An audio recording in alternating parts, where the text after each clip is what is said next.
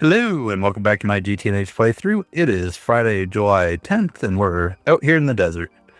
So this should be a shorter video, but I just wanted to make it, even though we didn't make too much progress, not to say none, we did upgrade to, or update to 2.9 beta 2. I just wanted to kind of run through a couple of things, basically my real quick experience updating this, because there were a few things that broke if you are jumping versions that are kind of important to be aware of. The first and probably the most annoying one is the bacteria vats. So the actual structure didn't change, although as you can see, Tangelica or whatever is rendering has kind of done weird things with the glass.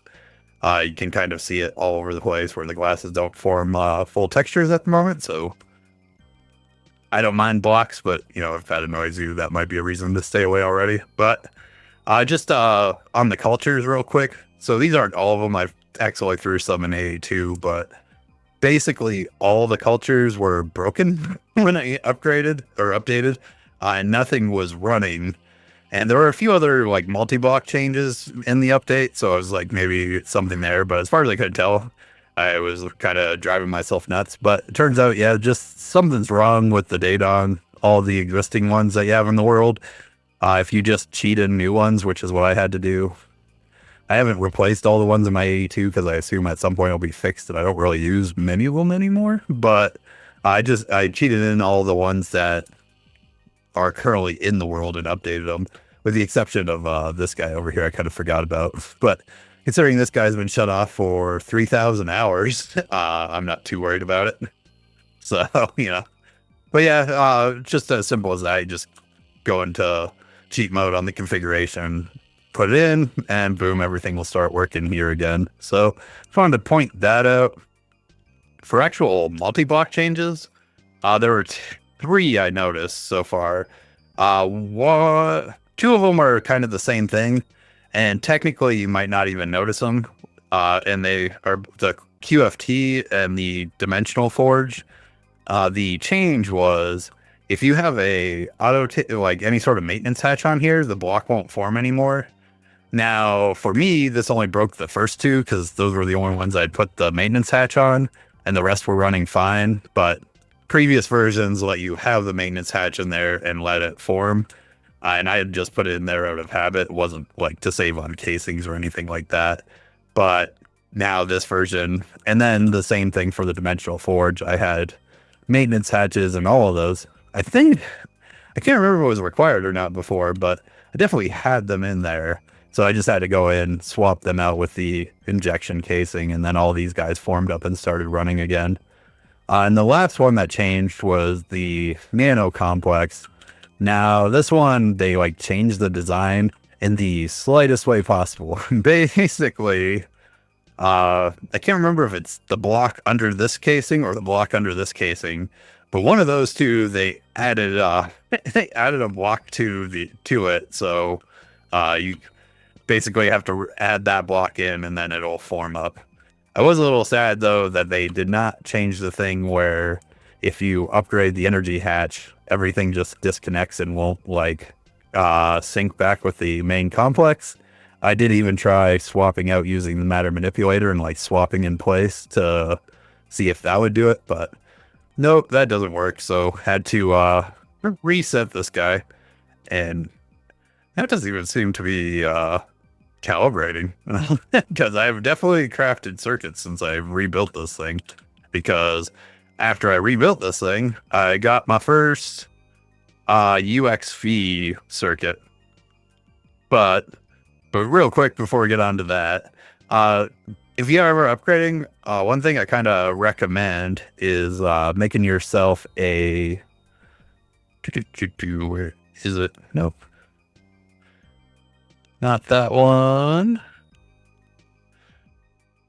Man, I just set this up before I started and it disappeared. Where is it at? Oh, okay. Here we go. Making yourself a little upgrade document. So this guy is the one that I use every time I upgrade. Now, it is pretty basic, but though it works for me just as kind of like a checklist. So for me, from the server file, I always copy the journey map server from the config, then I delete config, libraries, mod, resources, and scripts. I think resources is the one that probably isn't in your thing anymore. One of these isn't. And then I made this note to myself because before I thought it didn't matter because I thought all the journey map stuff was stored on the client side. But what I don't have in here is I basically, then you go into the new one, copy all these things back, and you're good. The only thing I would add to this now, just because of Java 25, it seems like the Forge fixes file is, actually you can add that, copy Forge fix. I've been moving that over to the file as well because the last couple times I've updated the Java, well, it'll just crash, but if I move over the Forge fix, it seems to work just fine. And then in the client side, I always replace journey map because the default journey map that comes with it is the fair play, and I like having everything up in the mini map. Then I even have the journey map linked down here for myself.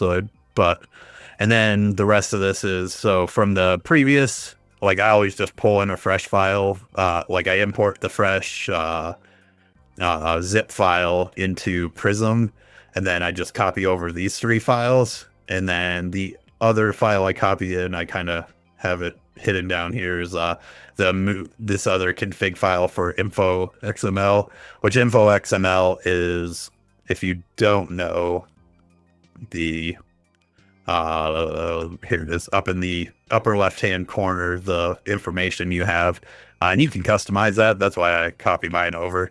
And then the rest of that stuff is just all my different keys, and this makes it real fast for me to just go through. And I feel like I actually must have not saved the file before I sent this over, because Notepad keeps like a living document, so I must not have saved it for a long time, because there's a whole lot of different keys in here that I haven't I definitely changed now. Like there's a lot of stuff missing here, so this isn't my normal file apparently. I thought I copied the right one. Anyways, this is just to give the general idea. It just makes your upgrading faster. I would make yourself a checklist, because then you don't have to stress about trying to find like config files or anything. It takes just a few minutes to go through and swap. One little like quality of life though is if you're making changes to your controls, they do have NEI in the controls section now. You don't have to go to a separate inventory to go through and edit these guys now, because before you had to go into one of these to get there, and I always would forget which thing it was. But yeah, so did that. I basically then spent the rest of the day working. The little bit I could play today was like just upgrading things. There were a couple main upgrades. So like I said, I made myself my first UXV tier circuit just to see if I could, and if anything changed on the nano complex over there.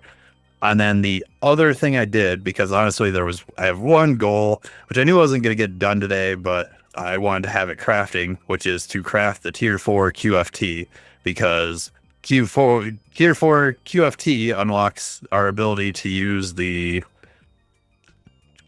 plastique catalyst, which you can see I have one of because they're actually really slow to make. But this gets us Radox, and that will be amazing. Like this right here, even with just one of these at 25%, 20 seconds, this will be amazing. Like this is gonna be great. So I will definitely, once we have this going, that Forge of the Gods craft should be not really an issue. But to do that, obviously I had to research the block, which itself is obviously, I had to upgrade the research to play station to take more power.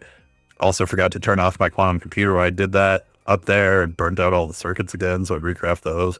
But I also crafted myself 32 UMV circuits to upgrade my main assembly line and its counterpart over there with through the P2P. So this guy can handle up to UXV recipes now. And that for the most part was it. I started working on layouts for vending machines, not because I was not liking the wall of them, but I do kind of like this, the way they use wall share now. This makes me like them a little more. You can make, so obviously this one's inside, but in theory you could just make like a giant tower of in like a circle of these where all my recipes, these are literally the 5 hatches for all my different circuit 1 recipes for plates, because that was going slow, going a circle. The next one's going to be dense plates, because when I do make bigger crafts, that's one of the things I wait on. And then from there will probably be not autoclaves, laser engravers, which if you see, I've got 10,000 casings and 72 of these. We're gonna go hard on the expansion to get things going way faster, because the wireless energy hatches have really like given me the kick I feel like I need. And the only thing I'm missing from getting to this thing, which is basically like your, hey, upgrade all your resources, is the UMV field generators, which we can technically craft now. We just need, if you couldn't guess, give you one guess. Redox polymer, and then technically biosterilized, but this part will be fine. It's this stuff. It's too slow, but I didn't have enough. I didn't want to waste the time speeding it up because I'm about to tear it all down. So, or at least not use that as much anymore. But yeah, that's basically it. My plan is for the weekend, once these casings stop or finish crafting, because everything else is ready for it. It is literally just waiting on a little bit of infinity, but here it is, 2.6 million molten redox polymer. Once we got that, boom, we'll be flying and sitting strong. So I'll do that over the weekend, get that set up, work on starting some expansion, and once I let that QFT run a little bit till I have enough, I'm going to fire off the Forge of the Gods craft, so hopefully can set that up early next week, because we've kind of just skipped it at this point. We've just kind of flown past it into UMV. And I'm sure at some point I'm going to hit a stopping point where I need to have crafted this, because I even see in the UMV one, I think it's right here, the second ring for it. So yeah, it's something I can get going on, building and upgrading and using and all that jazz. And yeah, we'll go from there. So anyways, appreciate it for watching. Hope everybody had a good day and has a good weekend, and I will see you next week. Goodbye.